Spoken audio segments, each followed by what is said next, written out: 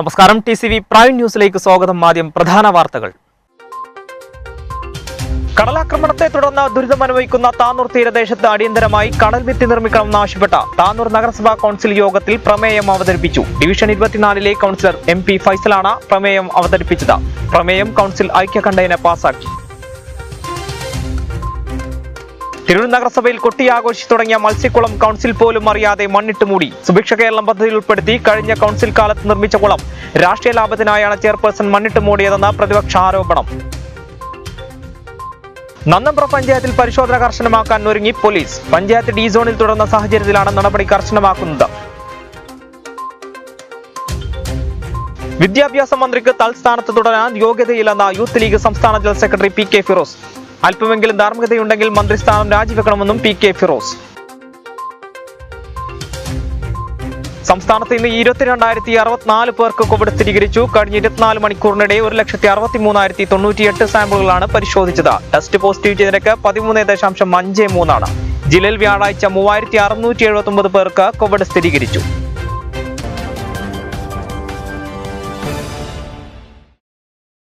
വാർത്തകൾ വിശദമായി. രൂക്ഷമായ കടലാക്രമണത്തെ തുടർന്ന് ദുരിതമനുഭവിക്കുന്ന താനൂർ തീരദേശത്ത് അടിയന്തരമായി കടൽഭിത്തി നിർമ്മിക്കണമെന്നാവശ്യപ്പെട്ട് താനൂർ നഗരസഭാ കൗൺസിൽ യോഗത്തിൽ പ്രമേയം അവതരിപ്പിച്ചു. ഡിവിഷൻ 24 കൗൺസിൽ MP ഫൈസലാണ് പ്രമേയം അവതരിപ്പിച്ചത്. പ്രമേയം കൗൺസിൽ ഐക്യകണ്ഠേന പാസാക്കി.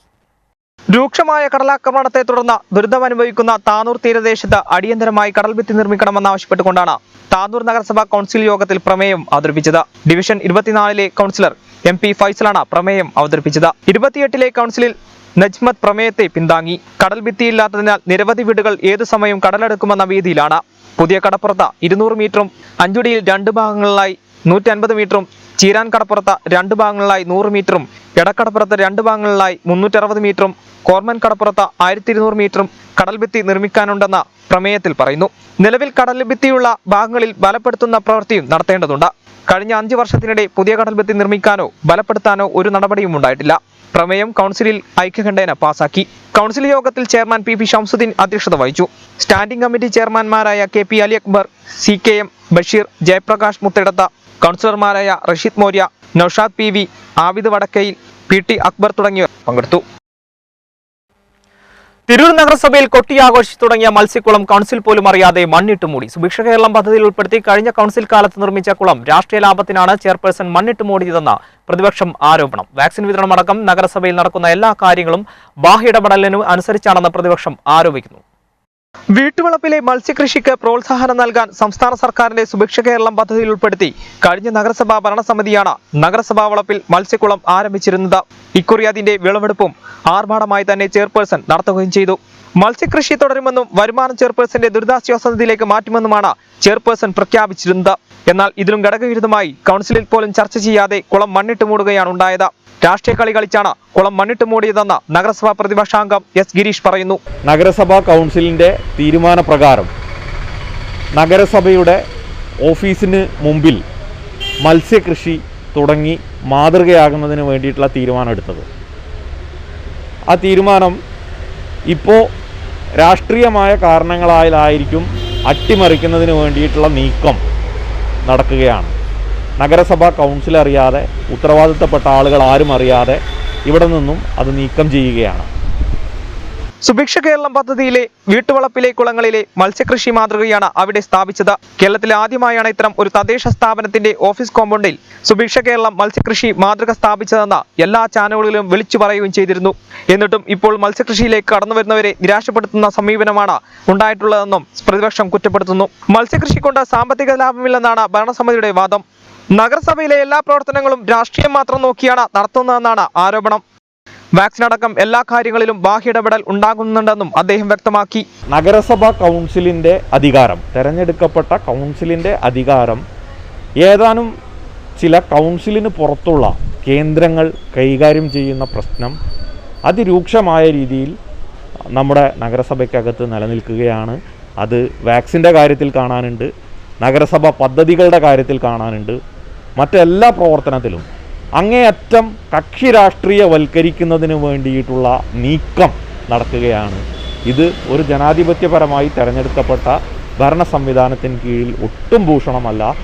ഈ തരം കാര്യങ്ങൾ ആവർത്തിക്കപ്പെടുന്ന ഘട്ടത്തിൽ സമരങ്ങളുടെ മാർഗങ്ങൾ സ്വീകരിക്കുകയല്ലാതെ മറ്റ് നിർവാഹമില്ല എന്ന അവസ്ഥയിലേക്കാണ് നഗരസഭയുടെ പൊതുവായിട്ടുള്ള കാര്യങ്ങൾ ചെന്നെത്തുന്നത്. ജനങ്ങൾക്ക് പ്രചോദനമാകുന്നതിനാണ് ലാഭത്തിനല്ല കൃഷി എന്നായിരുന്നു അന്നത്തെ കൗൺസിൽ ആഗ്രഹിച്ചത്. അയ്യങ്കാളി തൊഴിലുറപ്പ് പദ്ധതിയിൽ നിന്നും 25,000 രൂപ ചിലവഴിച്ചാണ് കൃഷിക്ക് അടിസ്ഥാന സൗകര്യം ഒരുക്കിയത്.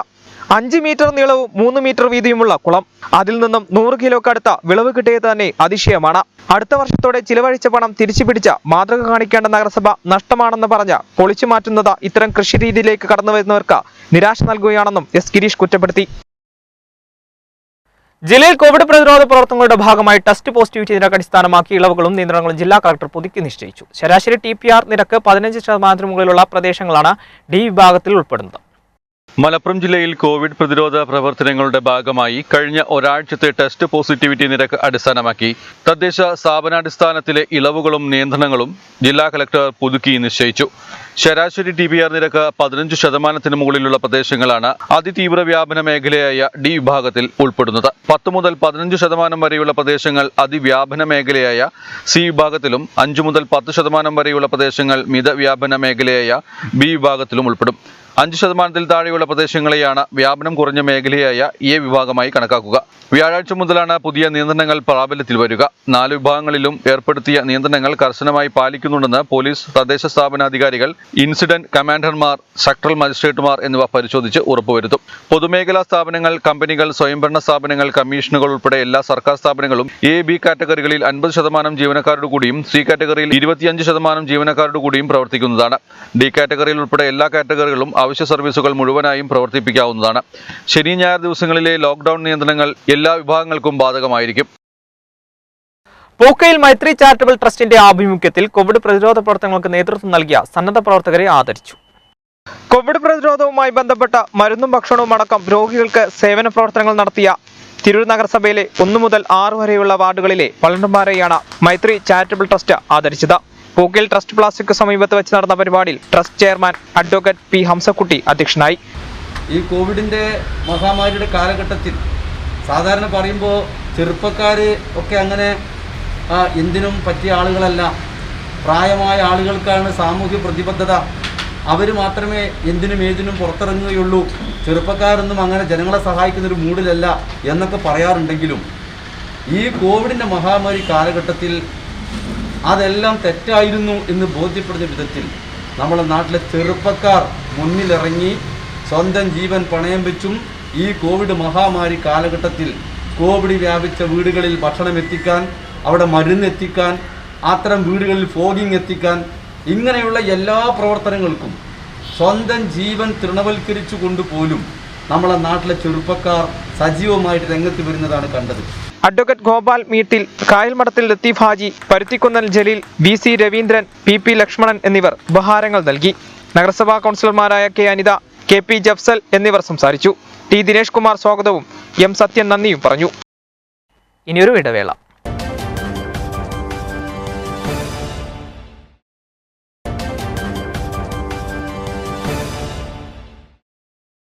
വാർത്തകൾ തുടരുന്നു. നന്നമ്പ്ര പഞ്ചായത്തിൽ പരിശോധന കർശനമാക്കാൻ ഒരുങ്ങി പോലീസ്. പഞ്ചായത്ത് D സോണിൽ തുടരുന്ന സാഹചര്യത്തിലാണ് നടപടി കർശനമാക്കുന്നത്. പഞ്ചായത്തിലെ വിവിധ ഭാഗങ്ങളിൽ പോലീസ് ചെക്ക് പോസ്റ്റുകൾ സ്ഥാപിച്ച പരിശോധന നടത്തുമെന്ന് Tanur station house officer Dinesh Korath പറഞ്ഞു. താനൂർ പോലീസ് സ്റ്റേഷൻ പരിധിയിൽ താനൂർ നഗരസഭയും നന്നമ്പ്ര ഗ്രാമപഞ്ചായത്തുമായിരുന്നു D സോണിൽ ഉണ്ടായിരുന്നത്. എന്നാൽ പോലീസിന്റെ കൃത്യമായ പരിശോധനയും ആരോഗ്യവകുപ്പിന്റെയും നഗരസഭാധികൃതരുടെയും ഇടപെടൽ മൂലം താനൂർ നഗരസഭ B സോണിലേക്ക് മാറി. എന്നാൽ നന്നമ്പ്ര ഗ്രാമപഞ്ചായത്ത് D സോണിൽ തന്നെ തുടരുകയാണ്. ഈ സാഹചര്യത്തിലാണ് പോലീസ് പരിശോധന കർശനമാകുന്നത്. കൂടുതൽ പരിശോധന നടത്തുന്നതിനായി 4 ടീമായി 4 പ്രധാനപ്പെട്ട ഇടങ്ങളിൽ വാഹന പരിശോധന നടത്തും. മൊബൈൽ പെട്രോളിംഗിന് പുറമെ ബൈക്കുകളിലും ഉദ്യോഗസ്ഥർ ഉൾപ്രദേശങ്ങളിലടക്കം പരിശോധന നടത്തും. ഏതാനും സ്ഥലങ്ങളിൽ വെഹിക്കിൾ ചെക്കിംഗ് പോയിന്റ് സ്ഥാപിക്കുമെന്നും താനൂർ SHO ദിനേഷ് കോറോത്ത് പറഞ്ഞു. താനൂർ പോലീസ് സ്റ്റേഷൻ ലിമിറ്റിൽ താനൂർ മുനിസിപ്പാലിറ്റി നന്നമ്പ്ര പഞ്ചായത്തിലാണ് D കാറ്റഗറി ഉണ്ടായിരുന്നത്. മുനിസിപ്പാലിറ്റിയിൽ കോവിഡ് എൻഫോഴ്സ്മെന്റ് പഞ്ചായത്തും മുനിസിപ്പാലിറ്റിയും പോലീസും അതുപോലെ ആരോഗ്യവകുപ്പും മറ്റ് സർക്കാർ സംവിധാനങ്ങൾ ഉപയോഗിച്ചിട്ട് നമ്മൾ കൂടുതൽ എൻഫോഴ്സ്മെന്റ് നടത്തുക. അതുകൊണ്ട് തന്നെ ഇപ്പോൾ അത് B കാറ്റഗറിയിലേക്ക് എത്തിയിട്ടുണ്ട്. അവിടെ ഇപ്പം പോസിറ്റീവ് 10% താഴെയാണ്. എന്നാൽ നന്നമ്പ്ര പഞ്ചായത്തിൽ എൻഫോഴ്സ്മെൻറ്റ് നന്നായി നടത്തുന്നുണ്ടെങ്കിലും അവിടെ കോവിഡ് ടെസ്റ്റുകൾ നടത്തുന്നത് കുറവായിരുന്നു. അതിന് 31-ാം തീയതി മുതൽ സ്റ്റാർട്ട് ചെയ്യുന്നുണ്ട് ടെസ്റ്റുകൾ. എന്നാൽ കോവിഡ് എൻഫോഴ്സ്മെൻറ്റിൻ്റെ കാര്യത്തിൽ ഇനി കൂടുതൽ ടൈറ്റാക്കാൻ വേണ്ടിയിട്ട്, കൂടുതൽ എൻഫോഴ്സ്മെൻറ്റ് ശക്തമായി നടപ്പാക്കാൻ വേണ്ടിയിട്ട് ആ ഭാഗങ്ങളിൽ 4 ടീമിനായിട്ട് പോലീസ് 4 ഭാഗങ്ങളിലെ 4 പ്രധാനപ്പെട്ട ടൗണുകളിലും കൂടാതെ ഉള്ളോട്ടുള്ള പ്രദേശങ്ങളിൽ പെട്രോളിങ്ങിനും പോലീസിനെ നിയോഗിച്ചിട്ടുണ്ട്. ബൈക്ക് പെട്രോളും മൊബൈൽ പെട്രോളും ശക്തമാക്കാനും പിന്നെ 1-2 സ്ഥലങ്ങളിൽ വെഹിക്കിൾ ചെക്കിംഗ് പോയിൻ്റായിട്ട് ഇടാനും പോലീസ് തീരുമാനിച്ചിട്ടുണ്ട്. പഞ്ചായത്തിൽ കോവിഡ് ടെസ്റ്റുകൾ സാധാരണഗതിയിൽ മാത്രമാണ് നടക്കുന്നത്. ഈ സാഹചര്യത്തിൽ ആരോഗ്യവകുപ്പും പഞ്ചായത്ത് അധികൃതരുമായി സഹകരിച്ച് മെഗാ കോപ്പി ടെസ്റ്റുകൾ നടത്തുമെന്നും അനാവശ്യമായി പുറത്തിറങ്ങുന്നവർക്കെതിരെ കർശന നടപടി സ്വീകരിക്കുമെന്നും അദ്ദേഹം പറഞ്ഞു. അനാവശ്യമായിട്ട് പുറത്തിറങ്ങുന്നത്, കൂടെ വാഹനമായിട്ട് പുറത്തിറങ്ങുന്നത്, കൂടെ അനുമതിയില്ലാത്ത കടകൾ തുറക്കുന്നത്, കവലകളിൽ കൂട്ടം കൂടി നിൽക്കുന്നത്, ഇതൊക്കെ ചെറിയ കവലകളിലാണെങ്കിൽ പോലും അത് ശക്തമായി നിയന്ത്രിക്കുന്നതിനും അതിനെതിരെ കൃത്യമായ നിയമനടപടി സ്വീകരിക്കുന്നതിന് വേണ്ടിയിട്ടുള്ള നിർദ്ദേശങ്ങൾ ഞങ്ങൾക്ക് കിട്ടിയിട്ടുണ്ട്. അത് ആരോഗ്യവകുപ്പും പഞ്ചായത്തും മറ്റുള്ള ഡിപ്പാർട്ട്മെൻറ്റും ഒക്കെ ചേർന്നുകൊണ്ട് ശക്തമായി നടപ്പാക്കാനുള്ള തീരുമാനമാണ് ഇത് ഈ ഡി കാറ്റഗറിയിലെ 1 നമ്പർ പഞ്ചായത്തിൽ ചെയ്യാൻ ഉദ്ദേശിക്കുന്നത്. തിരൂരങ്ങാടി താനൂർ പോലീസ് സ്റ്റേഷനുകൾ അതിരുകൾ പങ്കിടുന്ന നന്നമ്പ്ര ഗ്രാമപഞ്ചായത്തിൽ തിരൂരങ്ങാടി താനൂർ പോലീസ് സംയുക്തമായാണ് പരിശോധന നടത്തുക. താനൂർ മുസ്ലിം ലീഗ് ആസ്ഥാന മന്ദിരത്തിന്റെ നിർമ്മാണ പ്രവർത്തനങ്ങൾക്ക് തുടക്കമായി. മന്ദിരത്തിന്റെ ശിലാസ്ഥാപന കർമ്മം പാണക്കാട് സയ്യിദ് സാദിഖ് അലി ശിഹാബ് തങ്ങൾ നിർവഹിച്ചു. പ്രതിസന്ധി ഘട്ടങ്ങളിലും മുസ്ലിം ലീഗിന്റെ സാന്നിധ്യം ശ്രദ്ധേയമാണെന്ന് തങ്ങൾ പറഞ്ഞു.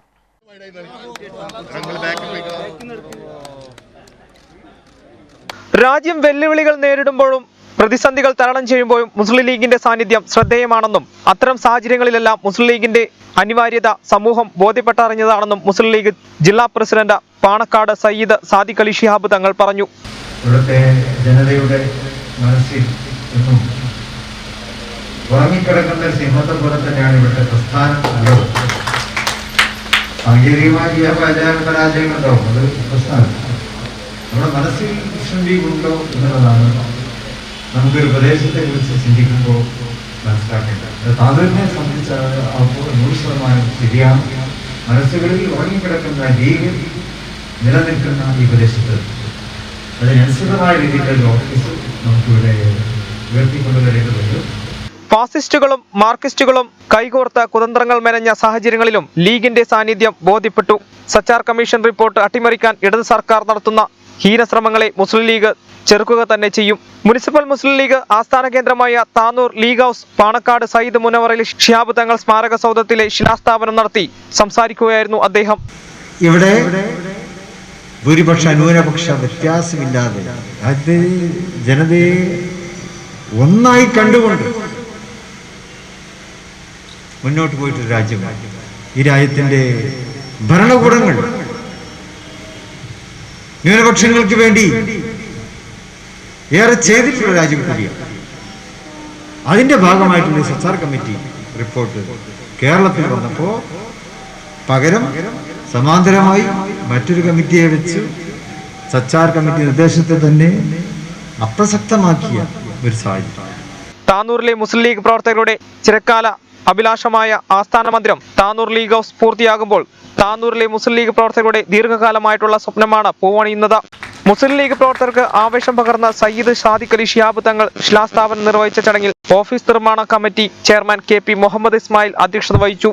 മുസ്ലിം ലീഗ് സംസ്ഥാന general secretary PMA Salam, vice president K Kutty Ahammed Kutty, Abdurahiman Randathani, സംസ്ഥാന youth League general secretary PK Firoz, KN Thangal, MP Ashraf, Abdul Kareem തുടങ്ങിയവർ പങ്കെടുത്തു. എടക്കനാട് GMP സ്കൂളിൽ ഓൺലൈൻ പഠനത്തിനാവശ്യമായ മൊബൈൽ ഫോണുകൾ നാട്ടുകാരും സ്കൂളിലെ അധ്യാപകരും ചേർന്ന് നൽകി. എടക്കനാട് GMUP സ്കൂളിലെ പഠനത്തിനാവശ്യമായ മൊബൈൽ ഫോണുകളാണ് നാട്ടുകാരും സന്നദ്ധ സംഘടനകളുടെയും അധ്യാപകരുടെയും PTA-യുടെയും സഹകരണത്തോടെ നൽകിയത്. പരിപാടിയുടെ ഭാഗമായി പുറത്തൂർ പഞ്ചായത്തിലെ മുഴുവൻ സ്കൂളുകളും സമ്പൂർണ്ണ ഡിജിറ്റൽ സ്കൂളായി പ്രഖ്യാപിച്ചു. നമ്മളിപ്പോൾ താൽക്കാലികമായിട്ടൊരു സംവിധാനം ഗവൺമെൻറ് ഇപ്പോൾ സ്കൂളുകാരോട് ആവശ്യപ്പെട്ടിട്ടുള്ളത് ഒരു കുട്ടി ഒരു യൂണിറ്റ് എന്ന നിലയ്ക്കുള്ള പുതിയ കണക്ക് ആവശ്യപ്പെട്ടിട്ടുണ്ട്. അത് പ്രകാരം കണക്കും കൊടുത്തു. നമ്മുടെ ജില്ലയിൽ 91,723 ഫോൺ ഇനിയും വേണമെന്നാണ് ആ പുതിയ കണക്ക്. ജില്ലാ പഞ്ചായത്ത് പ്രസിഡന്റിൻ്റെ ഒരു യോഗം വെച്ച് നടത്തി. പഞ്ചായത്ത് പ്രസിഡന്റുമാരൊക്കെ അതിലുണ്ടായിരുന്നു. ആ യോഗത്തിൽ വെച്ചിട്ടുള്ള ഇതാണ്. അത് ഗവൺമെൻറ്റിലേക്ക് ആ ലിസ്റ്റ് അവർ കൊടുത്തിരിക്കാം. പുറത്തൂർ ഗ്രാമപഞ്ചായത്ത് president CO Srinivasan, PTA president Devadasan, ward member Saraswathi teacher, Tirur CEO Sunija എന്നിവർ പങ്കെടുത്തു. +2 പരീക്ഷയിൽ ഉന്നത വിജയം കരസ്ഥമാക്കിയ വിദ്യാർത്ഥികളെ CPIയുടെ നേതൃത്വത്തിൽ വീടുകളിൽ ചെന്ന് അനുമോദിച്ചു. അനുമോദന ചടങ്ങ് CPI ജില്ലാ കൗൺസിൽ അംഗം AP സുബ്രഹ്മണ്യൻ ഉദ്ഘാടനം ചെയ്തു. +2 പരീക്ഷയിൽ ഉന്നത വിജയം കരസ്ഥമാക്കിയ വിദ്യാർത്ഥികളെ ഇന്ത്യൻ കമ്മ്യൂണിസ്റ്റ് പാർട്ടി CPIയുടെ നേതൃത്വത്തിൽ വീടുകളിൽ ചെന്ന് അനുമോദിച്ചു. അനുമോദന ചടങ്ങ് CPI ജില്ലാ കൗൺസിൽ അംഗം AP സുബ്രഹ്മണ്യൻ VS അനൂജയ്ക്ക് ഉപഹാരം നൽകി ഉദ്ഘാടനം ചെയ്തു. അനൂജയെ ആദരിക്കാൻ വേണ്ടി കമ്മ്യൂണിസ്റ്റ് പാർട്ടി മുൻകൈയെടുത്തതിന് ഈ അവസരത്തിൽ അഭിനന്ദിക്കുന്നു. വളരെ ത്യാഗപൂർവമായ ഒരു പഠനത്തിലൂടെ തികച്ചും വീട്ടിലെ അവസ്ഥകളും കുടുംബത്തിൻ്റെ അവസ്ഥകളെല്ലാം പരിതാപകരമായിട്ടുള്ള അവസ്ഥയിൽ പോലും നല്ല ഒരു മനസാന്നിധ്യത്തോടു കൂടി എല്ലാ കുട്ടികളും ഉറങ്ങിക്കിടക്കുമ്പോൾ ഉറക്കം വിളിച്ചിട്ടും രക്ഷിതാക്കൾക്കും പഠിപ്പിച്ച അധ്യാപകർക്കും കൂടെ നിൽക്കുന്ന സഹപ്രവർത്തകർക്കും അതുപോലെ തന്നെ അഭ്യുദയകാംക്ഷികൾക്കെല്ലാം സന്തോഷം കൊടുക്കുമാറ് ഒരു നല്ല വിജയം നേടിത്തന്നതിന് കമ്മ്യൂണിസ്റ്റ് പാർട്ടിയുടെ ജില്ലാ കൗൺസിലിൻ്റെ പേരിൽ അഭിനന്ദിക്കുന്നു. സന്തോഷമുണ്ട്. ഇവിടെ നിന്ന് എല്ലാവർക്കും നന്ദി. അതുപോലെ ഈ മഹാമാരി കാലഘട്ടത്തിലും എല്ലാ വിദ്യാർത്ഥികളിലേക്കും വിദ്യാഭ്യാസത്തിൻ്റെ മൂല്യങ്ങൾ എത്തിച്ച്, അതായത് ഓൺലൈൻ പ്ലാറ്റ്ഫോം നല്ല രീതിയിൽ ഉപയോഗപ്പെടുത്തി വിദ്യാഭ്യാസത്തിൻ്റെ മൂല്യം എത്തിച്ചു നൽകിയ LDF സർക്കാരിനും നന്ദിയുണ്ട്. CPI പ്രവർത്തകരായ PS Sahadevan, VD Santhosh, T Devdas, Saubhagyan പുളിക്കപ്പാട്, P Sadiq, M Praseen എന്നിവരുടെ നേതൃത്വത്തിലാണ് അനുമോദന ചടങ്ങ് സംഘടിപ്പിച്ചത്. ഇനിയൊരു ഇടവേള.